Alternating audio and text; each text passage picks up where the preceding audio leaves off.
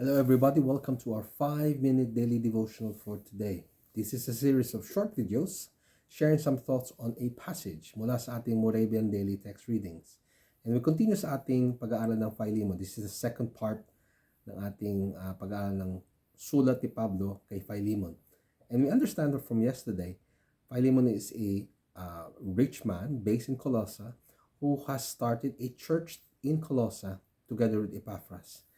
And yesterday, we understood that Paul is reminding Philemon that the partnership that they have from the faith that they have in Christ Jesus ay nagbubunga ng kabutihan sa buhay ng bawat isa, leading people to and understanding who Christ is. So, Paul is praying, may you recognize that goodness in us as we are partners in faith. Now, this is important because in this passage today, Philemon verses 12 to 25, Paul is making a very clear request. Alam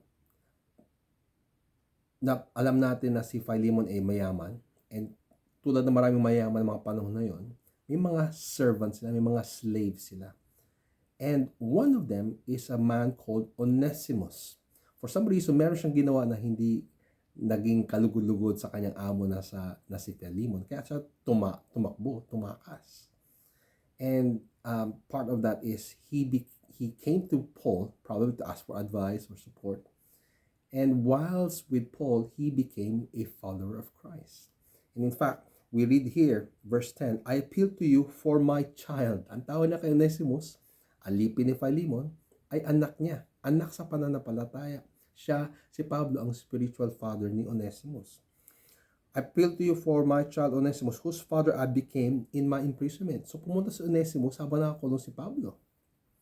At bunga ng ugnayan niyo, naging mananampalataya, tagasunod ni Kristo, si Onesimus.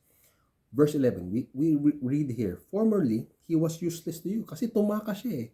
Servant siya, slave siya ni Philemon na tumakas. Wala siya silbi. In fact, in the Roman law, he can do whatever he wants. Lalo na nung tumakas si Onesimus. But now, Paul is saying, now he is indeed useful to you and to me. May kapakinabangan na siya. Kahit na siya alipin na tumakas, ngayon may kapakinabangan siya. Lalo na sa akin, sabi ni Pablo. I am sending him back to you. Papapuntahin ko siya, pabalik sa iyo. Sending my heart. Now, hindi lang yun ang request ni Pablo. He asked Philemon to do something that is unheard of. Hindi ito particular na common practice ng mga panahon. Lalo na kung kay isang amo ng slave na tumakas. Okay?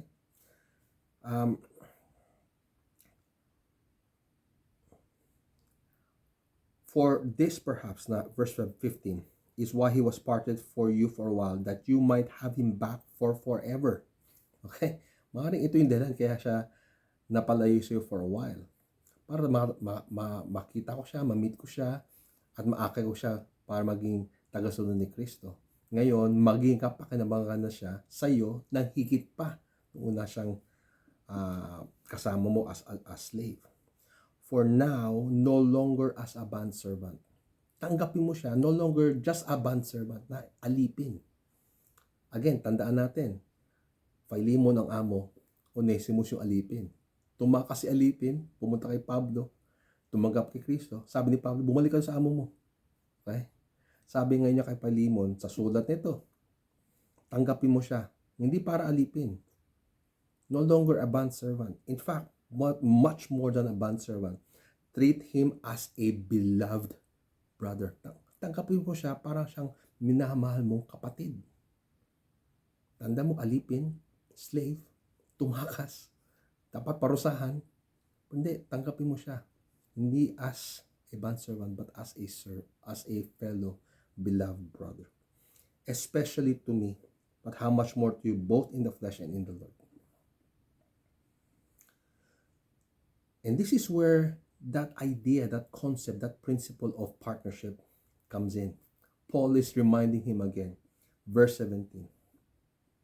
Kasi knowing na baka mag-second thought si Philemon, dapat ko ba tanggapin ulit si Onesimus? He did not serve me well. Tumakas siya. Sabi ni Pablo, verse 17, if you consider me your partner, kung tinuturing mo ako na kamagagawa mo, kasama mo sa ministeryo, kasama mo naglilingkod sa Diyos, receive Him as you would receive me.